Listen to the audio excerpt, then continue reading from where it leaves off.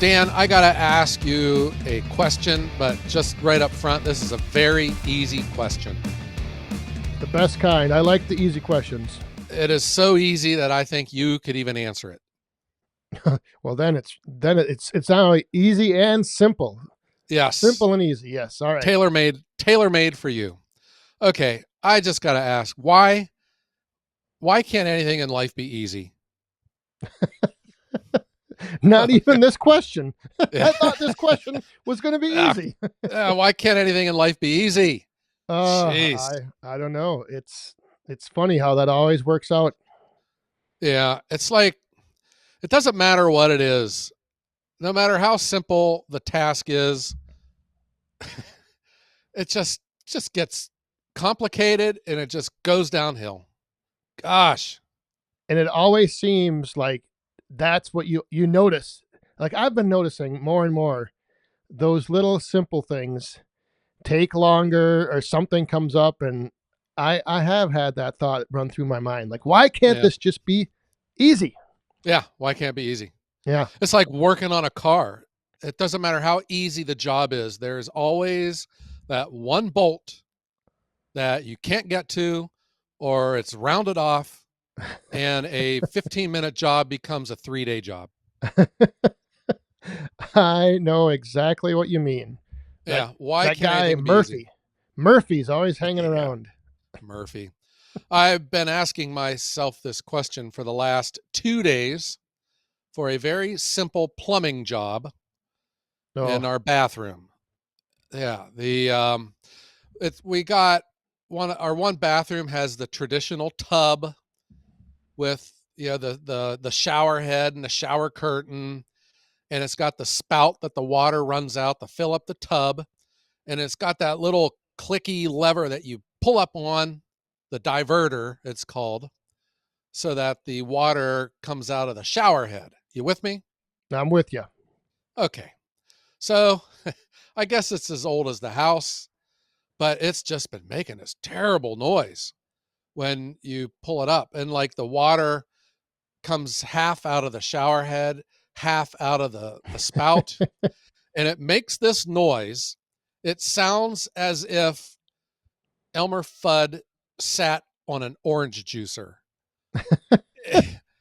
It makes this most awful noise that just echoes through the entire house. I just couldn't take it anymore.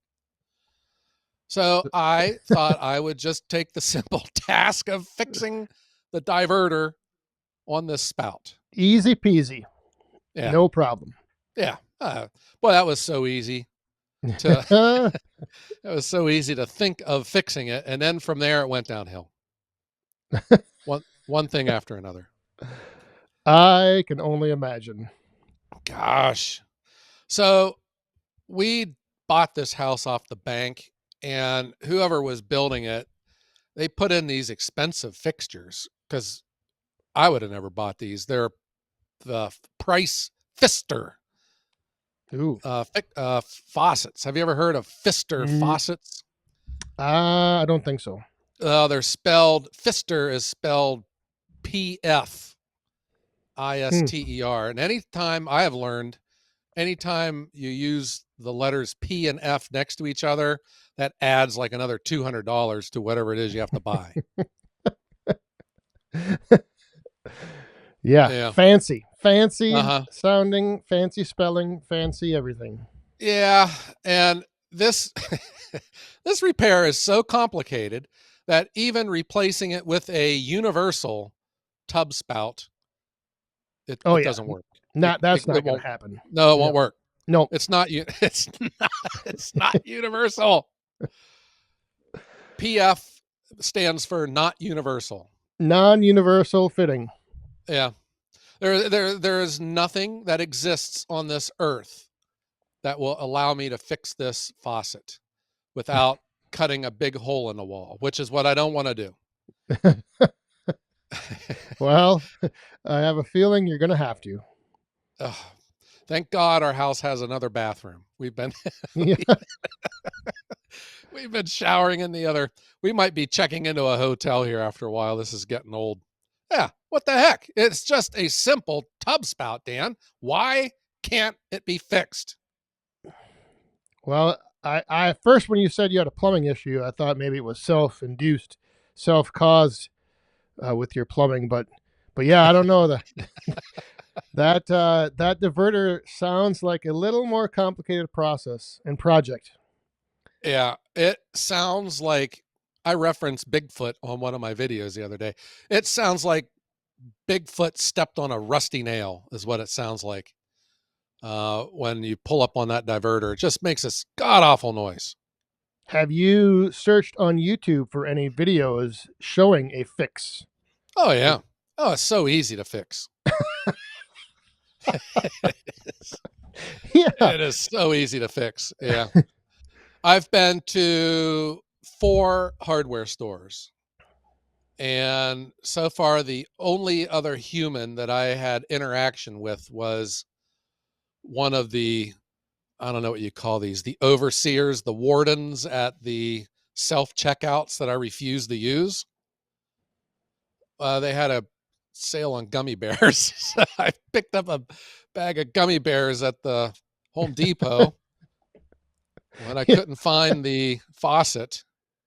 Yeah, I tried the universal route, but gosh, you'd have it's major surgery, Yep. and there's got to be an existing replacement to my spout out there that all I got to do is just screw it back on. But no, that would make too much sense.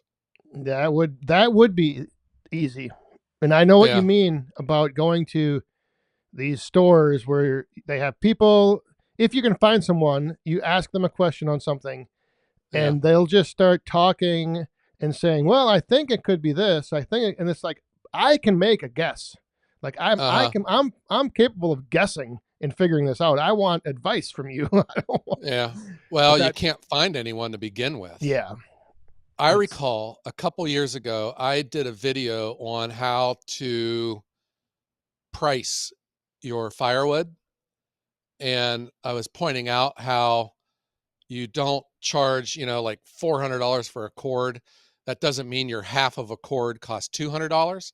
So I went to a Home Depot and I was going to sneak around and show how they sell a sheet of plywood for $40, but they sell a quarter of a sheet of plywood for like $30. yes, yep. And I thought I would sneak around and whisper, but I just walked around like I owned the store.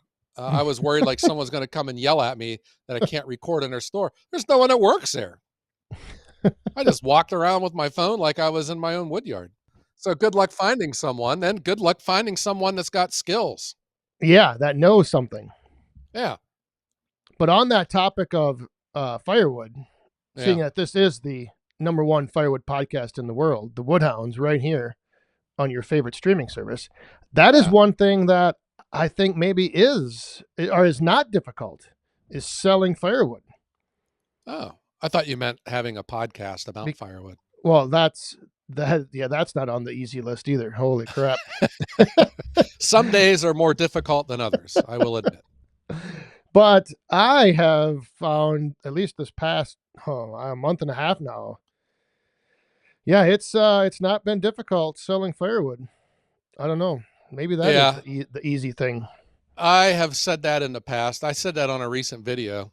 That is true. Firewood is probably, maybe you should have told me about this before. I would have put more thought into this. It's probably the easiest thing in the world to sell, firewood. I don't know. What do you think? Like eggs or sugar or Produce. socks and underwear or something? I don't know. Is there anything that's easier to sell on planet Earth more than firewood? I don't know. And why is that? Why is it? Do you think? Yeah, why is it easy to sell fire? Why is it there's a firewood shortage every year and there's never been a stick of firewood that's never gone unsold and it happens every year? Why is it, Dan? I think I have a theory, but I'm interested to hear yours I unless don't you don't know. have one. I You know? I've been seeing though. I know that I've seen a lot of videos. I had last week And the following week on my Friday night live stream, a lot of people were talking about how they're already sold out for the year. They sold out quicker this year than last year. Everyone's low on inventory, or, yeah. So it just seems like everyone's or no one's having a difficult time selling their firewood. And no one ever does. No, doesn't No. seem that way. Yeah, I think it's simple. Now, this is this is I have a symptom, and it's a simple symptom of selling firewood, and that is everyone asks their prices are too low. Ah, That is a symptom, though, of another underlying of the main problem, I think. But selling your wood too cheap is the biggest problem, symptom of the biggest problem. I think you know what I'm trying to say. Why can't anything in life be easy, why man? can't this Jeez. be easy? Yeah. It's just, I'm serious. They sell firewood too cheap. Yeah, And you could literally double your price and you'll still sell every stick of firewood that you have. I did it and I still can't get enough firewood. And I would consider myself, I'm in a different market than the people that sell on Facebook or the traditional way of selling firewood. And I am 4x what I buy my firewood for, and I still can't get enough firewood. And that's just within my own market. There is something that goes on with firewood where I don't know what it is. I think it's just the perception of it. It's the people's industry. The cost of entry is really low to get into it. And that, I think, is what controls the perception here in the United States of firewood. And I think that's what there's pressure, there's downward pressure on what we ask for firewood. Everyone, they could just sell it too cheap. I've noticed that. I've been looking around my area here, and I saw the other day a cord for $120. A full cord, Yeah. not a third of a cord or a face cord. And yeah, I was just like, holy moly's! But Mm-hmm. again, it's like I think that that guy might only have that one cord to sell, and he just wants a quick $100. Yeah. So it's like the people selling it that cheap, then Yeah. I think set people's customers expectations of what pricing should be. Yeah. If that would have happened to me, and I've done this before, it hasn't been that low, but I've run across people selling firewood and it's good wood. I would ask him if he would take, if he was asking 120, I would say, I will give you 150 if you let me leave it here for a couple weeks. And they'd say, Oh, okay. They'll take down their sign. And so now I got, another area to pick up wood to yep. sell. Yeah, that's what I'd have done. I think if you're serious about being in business, I think you start buying other people's firewood. If they're going to sell it that cheap, I think you oblige them by buying it. Yeah. Yeah, Yeah. interesting strategy there. I guess that would make sense though. Fill up Yeah. your inventory Well, you're and still going to sell it. eliminate all that work. Yeah. Someone asked me about what I was seeing when I was in Europe, and I think I might have been seeing a skewed view because I was only visiting professional yards.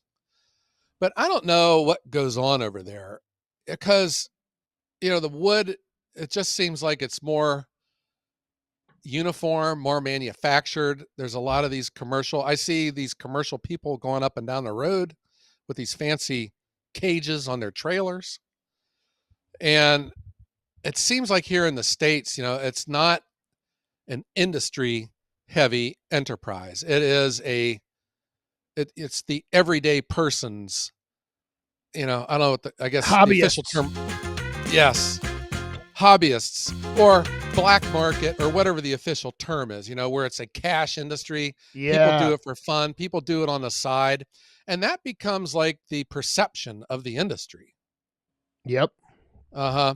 And there, I think the definitions of what the industry is, the unwritten rules are established. And then you start seeing what I find very interesting is if there, because I've experienced this myself, if you break out of that blob of people, that are selling firewood, they sell it like this, they make it like this. It all looks kind of the same. It's all kind of like the same price. But if you break out of that blob and now you're an outlier, there is pressure, peer pressure put on you to conform and not to behave like that. And I see it on Facebook. I see other people that put their prices out there or they brag about how much they're selling their wood for, which is high, and then they get crucified, Oh, they get by hammered. people. Yes. Yeah, they just get plastered by people. It's like they're putting pressure on them to lower your prices and be more like us. Yep. I see that as well. And I have seen a lot of guys that sell firewood start inching up and increasing their, what they sell, their price for like a third of a cord. So that's starting to like inch upward. But then to your point, as soon as they put that out there, like, hey, I just sold this third of a cord for $150. Oh my gosh. They just get hammered by people Yeah. saying that they're a ripoff. They're, Yep. they're not, that's not legit. They're not a legit business. If they're just trying to make all this money, they're scamming people. I mean, everything. Yeah. Yeah, I agree. I think, I don't know, in a way we are our own worst enemies. Um, we have these bizarre expectations, that we're I don't know, expected to to conform to. Uh, we have a large vocal group out there that pressures others that try to sell firewood differently or they ask more money for it. I can speak when I was kicking around the idea of starting to sell my first stick of fire. Now, this is a while ago because I need my wood to heat the house. And then I was looking at what the going rate for firewood is. And I was thinking this wood is worth more to me as heat than it is to sell it for cash to buy propane. That's how cheap, the firewood was. Yeah. Yep. Yeah. And then I thought, well, what if I doubled the price? I remember the first time I doubled the price, I was still getting phone calls. And I had doubled it again since then. And I still don't have enough firewood. Yeah. So I don't know. There's something that's going on though, but serious, if It's if it, if if if you find living life is too hard, then go make yourself some firewood and sell it and find how easy that is. it is interesting to think like, is this is almost seems like the only industry, air quotes there, that like this happens in. Like, I don't know, I can't think of, you reference back to like the eggs or the produce when you talked about earlier. Like, I Yeah. wonder if that happens. Like if somebody puts their farm fresh eggs on Facebook Marketplace for $5 a dozen, do they get hammered by all the other farmers out there Yeah. saying, "Oh my God, you're ripping off people with that price for eggs"? But I don't Yeah. see that. I don't No, know. I guarantee you they don't. No. It would be like the owner of, I don't know, if Walmart, yeah, it'd be like the manager of Walmart calling up a local candy store on Main Street of your hometown and accusing them of being a ripoff because they're selling their Hershey bars for $1 more than what you can Yeah, get it at Walmart. yeah, exactly. It's crazy to think about that. Yeah, it would be like the owner of Ford calling up the CEO of Maserati. Yeah. Why? But why is that? Like, why is one day we have to figure this out? Because Hmm. this is like an ongoing. We've talked about this, off Yeah, half camera and stuff. Like, why is it the firewood industry falls into the position it's in? Like, what yeah. is it? I just think it's because it is the common person's industry. We can all do it. Not all of us can build a car or raise chickens or, Yeah, make candy and stuff, but all of us can make firewood. It kind of grows on trees, evidently. And it's also, even if you make it for yourself, there's not a single person that's ever made firewood that hasn't thought about selling it, you know? Right. Yep. You Yeah. always have that thought, like, oh, I've got all this wood here. I could sell some of it. Uh-huh. Some of the weirdest things that I had experienced was, my one business mentor told me that if I am not embarrassed of what I'm asking for my firewood, I'm not asking enough for it. And I went through that discomfort when I was trying to figure out how I'm doing this and what I was asking for, because then people would say, "Holy cow, why is it so expensive?" I didn't know I wasn't prepared, to answer all that. Yep. Now I don't even answer it because I got my prices. People know what I sell and I sell out of it. It's like I don't even people still want like a half of a cord, and I won't deliver a half a cord because I can make an extra $100 by selling 2 quarter cords. You know, There you go. Yep. yeah, and I still can't keep enough. Yeah, it's like so. I would even say that with you, Dan, and your mini firewood. I'm sure you are struggling to keep your supply going. Yeah, it's starting to creep into my thoughts more and more. Yeah, Yep. it's like it doesn't matter what market you're in. If it's bundles, if it's split and sell, if it's value added, if it's boiler wood, you're going to sell it and you're going to sell out of it. And it doesn't matter how much you have. We need to talk with our good friend Skidder Kev with those giant piles of firewood, and how long does it take for all that wood to disappear? I don't know, but it's always gone the following year because he starts rebuilding them all. He's Yeah. like always Uh-huh. like he builds them all up, and then all of a sudden, a few months later, Gosh, they're filling them up again. that wood is as tall as a schoolhouse, It's a a school mountain, building, isn't it? mountain of Gee wood. whiz. Yep. Yeah. Yeah. Yeah. So Dan, why can't anything in life be easy with an asterisk after it, except selling firewood? And there you go. Well, I will make this one thing easy, and that is thanking everyone because I think this will be coming out the day before Thanksgiving. Oh So my. we would like to wish to all of you out there a big happy Thanksgiving from us here at the Woodhounds. We are thankful for you tuning in and listening to why we can't solve problems like why can't things be easy. Yeah, like plumbing. But talking with plumbers is a lot easier. I told you that the worst people I've had experience with are electricians.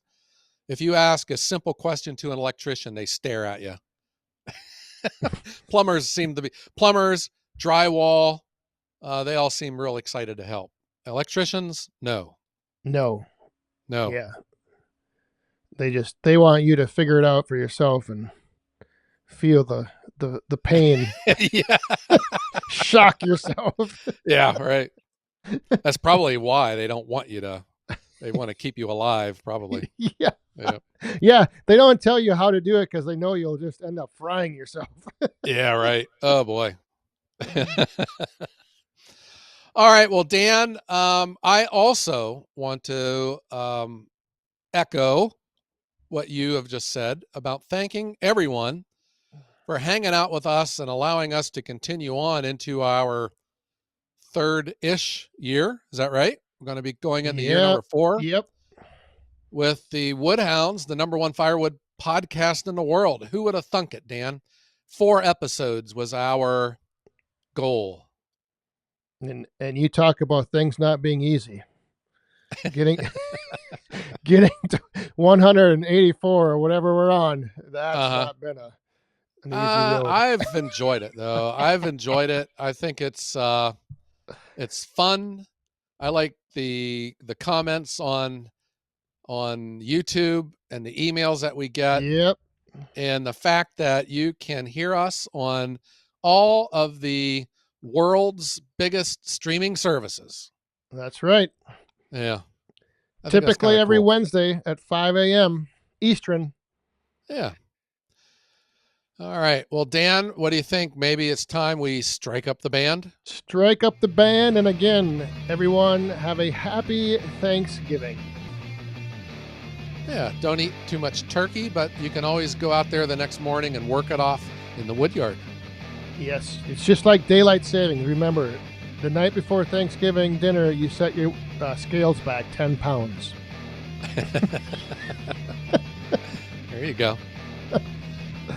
All right, Dan. Well, let's tell everyone out there to make sure that life is Easy because selling firewood is easy. and while you are icing your elbow down from counting all of those $20 bills, you can have A great day.